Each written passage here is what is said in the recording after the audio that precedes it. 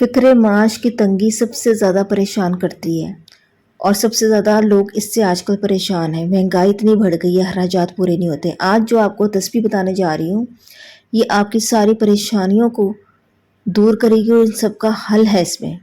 صرف 5 منٹ نکالنے ہیں آپ نے۔ نماز فجر پڑھنی ہے، اور نماز فجر پڑھنے کے بعد یہ تسبیح آپ نے پڑھنی ہے۔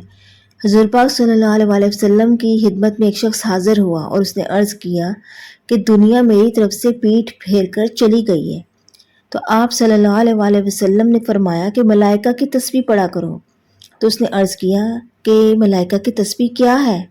تو آپ صلی اللہ علیہ وسلم نے فرمایا کہ صبح صادق کے بعد سورج نکلنے سے پہلے سبحان اللہ و بحمدہ سبحان اللہ العظیم 100 مرتبہ پڑھو، اور 100 مرتبہ استغفار کرو۔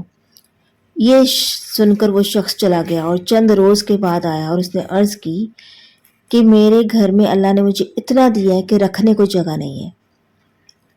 یہ ایسے کلمات ہیں جو ہمارے پیارے نبی صلی اللہ علیہ وسلم نے فرمایا کہ جو زبان کے لیے تو بہت آسان ہے پر میزان میں بہت بھاری ہے، رحمان کے نزدیک سب سے زیادہ محبوب ہے، اور وہ یہ کلمات ہیں۔